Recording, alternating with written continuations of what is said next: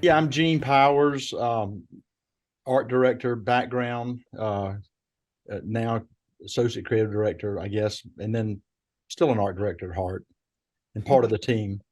Jean and Dave, whom you'll introduce next, Dave Nelson, were the creative team behind the creation of Louie. And before they get humble, they are the genius behind the character. I'm Dave Nelson. I'm the copywriter on Louie, and I'm the only one dressed for a birthday party. Well, we're glad you are. Someone had to do it. Right. Somebody had to wear the Right. costume. And it usually falls on me to do that. So, All right. And Pam, if you want, why don't you introduce yourself since you were involved in a lot of this as well? I am very involved in all of this. I'm Pam Moore. I am the owner and founder of Moore Syndication, which was really kind of developed because of Louie the Lightning Bug. When Louie was developed, and we'll talk about this, other utilities uh, wanted and chose to use it, and it required the administration and business side of it. So that's what I do. I'm uh, not the creative side. I'm more on the business administrative side. So I guess yeah, we'll just start with some general questions, which is you know, we may have touched on this already, but just want to know what your job on the project was, I guess, each of you. Well, I'll start again. I was an art director, an art major, and an art director. So basically, the picture and the way it looks always kind of fell on the art director. But and those as a team, we worked together, obviously. So the writer would come up with the picture sometimes, and the art director would come up with the words sometimes. But it was all such a collaborative effort, really, with both of us. Okay. And Dave? yeah, that pretty much that explains it pretty well. As Gene mentioned, we both would get in each other's territory all the time, and but we allowed it, so we became a really good team. We worked together really well, and it was this was, I think, the first project that you and I worked on together, Gene, and um, it was a lot of fun. Yeah, and Dave, right at that angle, your eyes look just like Louis' bug eyes. So if you can Yeah, stay at that angle, thank it's you, great. thank you. The glare off your glasses is really great. Yeah, I can see what you're talking about now. Yeah. But I got to get those non-glare lenses. but really, and I, I've been thinking about this a little bit, but it was such a collaborative. There's no one person can own it, but and of course Dave and I were sort of at the epicenter of it. But gosh, it was such a collaborative effort, Pam. You know that, and with just everybody. And it's funny when you have a good idea, and I'm looking back now. It's easy to look back and say all this, but when you have a good idea, everything's kind of starts falling in place. It's the name just it just happens, and the light bulb just, I mean, things just sort of happen when you've got a good handle on something, and that's usually the way a good idea is. So but there was a lot of people involved. Denise Steiner was our producer, and there's some Don, remember Don Castleman and those names from the past. But it was a great team we had, Pam. It was. It was. And just to sort of give a little background to Dave and Jean and all these other folks that Jean's mentioning, we were all working at an ad agency out of Atlanta, Cargill, Wilson, and Acree, and created this campaign for Alabama Power. So when he says there were a lot of hands on this, so many people uh, really helped move this forward. It was a brilliant idea, but a brilliant idea needs money. And a It good needs and a great client. We had Neil Wade. I mean, we had just was going to mention Neil Wade, whom we will interview shortly. I was talking to him this morning, and and yes, he was the Alabama Power. Neil Wade as at the head of that project. Was a great client to work with because they believed in it. They really did, and were willing to stay behind it, I think, and stay with the creative ideas. And it was and not just stop there, believe in it, so that we could syndicate it to other utilities. I mean, it really went broad and fast, across the U.S. and even into Canada. So, there's too many names to mention, really. Yeah. And so many people, as we work through this project, reaching back out to you and Dave, and Neil and Bob Kurtz, and tried to touch on the high points of people we could still get in contact with, and everybody we talked to wanted to participate because I think there was really something special about the Louie the Lightning Bug campaign. They're just, everything came together for it. So, with that, Yeah. Well, you two being on the creative side, I was wondering, was Louis the first concept y'all came up for this, or do you remember? Like, were there other character concepts that were in contention with Louis? Oh yeah, I remember, Dave. Oh, take- sure. Yeah, I want to hear your take on this. Okay. Well, there were actually, so I remember so this campaign, so Louis came about, Pam, and I think you remember Duke Power had a character called Zach, and then anyway, Alabama Power wanted a character right. like that, and so we were charged with that. That was the mission, and yeah, we had a couple other characters. I've actually got a storyboard of one of the other characters, but there was two other characters. One was a dragon, a magical dragon. I don't remember quite his deal, but and then the other one was a character called Mr. Electrics. Get it? Little play on words, and he kind of had little magical tricks for kids. But then Louis came along, and then that was it. I mean, it was a landslide from the beginning. Those characters didn't stand a chance, really. It was all Louis, and yeah, those were just we presented those, but when we presented Louis, that was pretty much it. Again, like I said, when you have an idea, it sort of becomes apparent that's what you're going to end up doing. So. Now, one thing I remember about this, Gene, is that we had done Leon the Neon Dragon. That's it. And Mr. Electrics first. And you and I were just not that jammed on either one of these. We knew there was something better out there. And one day we went to Louis Park, as we later named it. That's right. And that's where we came up with Louie the Lightning Bug. We were just walking around the park just trying to clear our heads because it was later in the process Louis came along. And after we came up with that, the whole thing with, like you said, with the bulb and the name and everything else, it was like, that's it. It's just, you just know it when you hit it. Yep. Sure. We called it Louis Park. It's just a little park near where the agency offices were. And we went over there just to clear our heads one day and see if we come up with something. And that's where we found him. That's it. Were there lightning bugs? Were there lightning bugs in the park? Didn't we take a football over there and you were kicking field goals? Probably. I think we probably took every ball we could find.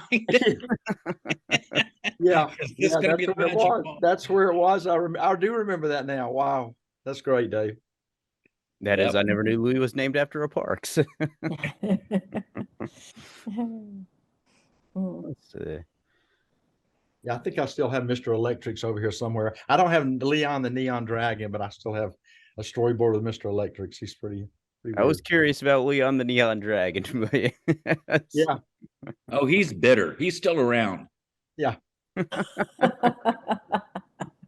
I run into Leon the Neon Dragon every once in a while, and he still asks me about it. If there's a chance that he could be revived, and take Louis' place. Yeah. And he just won't give it up, Feel- He can be a sidekick or something, you know. yeah. He and I are thinking about doing children's shows together. So birthday parties, that sort of thing. There we go. Wear your costume there. So- Right. I get some use out of this thing. right.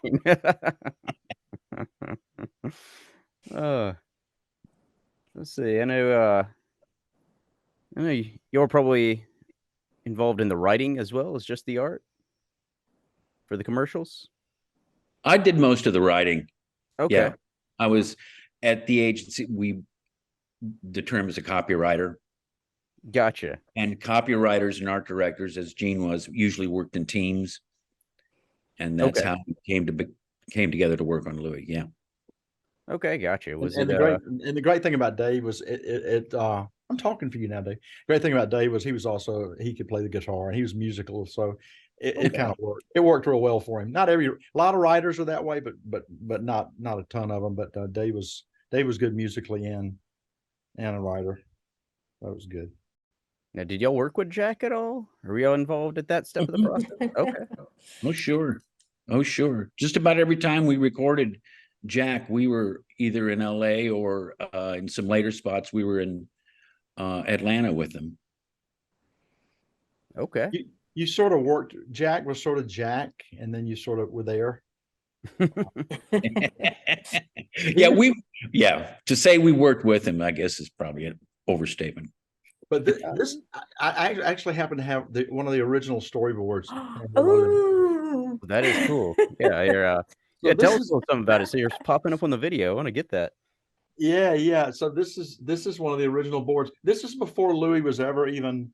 This was presented to Alabama Power, so this was before we even. So there's my drawing of the character, but in Dave's words, and but yeah, I have the whole storyboard. It's pretty funny stuff to look back at this stuff 40 years ago. You know, Is that the original, Gene? that's the original. Yeah. Yeah. I pulled this off the foam core that we would put it on, and yep. And it was Richard, can we get this on eBay right away and see how much we could get for that? So why Yeah. not? Wait, I'm first bidder. Oh, right. Yeah. No, I couldn't throw those away. That's too. They were just too valuable. And then this is later on. This was the down power line spot, Pam. Oh, I love it. Yeah. That's my favorite. That is my favorite spot. Yeah, and the swaying power lines. But yeah, this is what a storyboard. I'm sure people don't even know what that is now, but that's kind of where it all started. And I think Dave would kind of pick up musical inspiration to kind of start these things off, and we would just sort of like down power lines. That sounds kind of jazzy and bluesy, and that's kind of how it went. Yeah, that's so cool. So after the storyboard, I still have. So then you go through a character exploration. I still have all of Bob Kurtz and Bob Palusa's character sketches of all the options of what Louie could have looked like, which he ended up looking pretty much like. I guess that was him right there. Similar. Well, maybe Yeah. not. He's in here somewhere. Louie's in here somewhere. But he could have been. Cool. Yeah. These are all the little drawings. I don't know if you can see those. Kind of hard to see. Let's see. I don't want to interrupt Flo, but I got to get copies of this stuff so I can make a book. Yeah, That's great. there's probably 50 of these drawings. And then I remember Bob Kurtz putting them on the wall, and we were all. I think I just remember Don Castleman getting up or somebody and saying that's Louie, and it was so much fun working together. We were all just on the same page. It was great. Circle back around to Jack Sheldon for a minute, and I've watched a variety of interviews with him, and he was a character. Is there anything specific y'all remembered about him, or? Well, to say he was a character was an understatement. Jack was a wild man. And just background on Jack. Jack was a well-regarded, highly respected jazzist and singer back in the 40s and 50s. He kind of came up in the bebop era of jazz, and had been playing jazz music. He had a show on television. He had a network show on television in the 60s called Run Buddy Run. God, I can't believe I even remember that. And and he was a co-host on the Merv Griffin show for several years. He was like his Johnny Carson's Ed McMahon. And so Jack also made a name for himself for his voice, and he did a lot of the Schoolhouse Rock. So. Schoolhouse Rock. That's right. Yeah, he did a lot of those spots for Schoolhouse Rock, and we heard those and we said, "There's the guy. There's the voice. Find him." Yeah, that's awesome. Yeah, I know Tribute about Wild Man. 'Cause like I said, some of the interviews I was watching him, he was telling kind of some of the stories of his life at all. Yeah. But yeah, all the people, I mean, he's hanging out with Count Basie and Chet Baker and all sorts of guys. It was really neat. Yeah, he was up there as far as jazz trumpeters went. I mean, yeah, he was big time. I think doing Louie the Lightning Bug meant something to him as well, because he would mention in his jazz shows in LA, he was still performing until later in his life. And even then, you know, amongst all these other greats, you know, Duke Ellington and Ella Fitzgerald, he'd mention Louie the Lightning Bug. So I thought that was pretty cool that, you know, even to Jack it meant something. So it was Oh, that's cool. it is, I thought it was pretty cool. Yeah, that's awesome. I guess that's a good segue into one of my other questions here was what did Louie the Lightning Bug mean to y'all? Oh my goodness. Well, it's easy to look back, and think about how great it was. And like I said, we got to play Walt Disney. I mean, typically what we did as advertising people anyway, we wrote ads, but we got to draw pictures and write music and write words that were, engaging and trying to do something. And in this case, it was trying to teach kids about safety and stuff. So, I mean, and I had 3 daughters, so it was fun having that in my life. And so it was just a great collaborative opportunity for us. We just means a lot, to be a part of that. It means a lot. I think that says it, Gene. I mean, it was a chance for us to work on a project that was, that was a good thing. In advertising, so often you're working on just selling a product or a service, but this was a good that was actually teaching kids about safety and electricity, and it was for a good cause that you always felt invigorated by doing positive about it, working on it each time we worked on it, and it was a chance to work in areas like music and see how things are done at a on a much higher production level, and we got to do all of that sort of stuff, and that was rare in those days. I keep this forever, but it's like this little guy in South Dakota actually watched the Louie spot. I don't know who you may have given me this, Pam. I'm not sure. I did. Yeah. And he saved the life of his cousin, and he credits Louie the Lightning Bug spot. So that was really a cool thing. Oh, actually. that's great. Sorry. That is. I probably took that away from you, Pam. Sorry about that. No, I'm so glad you brought that up, because I'm wondering, where's my copy of that? So again, another scan. Okay. No, because that was, I mean, that was such a great story. And I was just going to mention in advertising, our work sometimes can be as no longer than 13 weeks, and then that ad's gone forever. And this really was something enduring. And I think that's what made it really special. And I know earlier, Gene, you mentioned, another utility had a character, and we said, oh, we'll do a character like that. Well, it wasn't a character like that, because, that one's long gone. Yep. Never had any endurance that I know of. And I've over 40 years, I've seen a lot of them come and go, and always trying to duplicate what happened with Louie.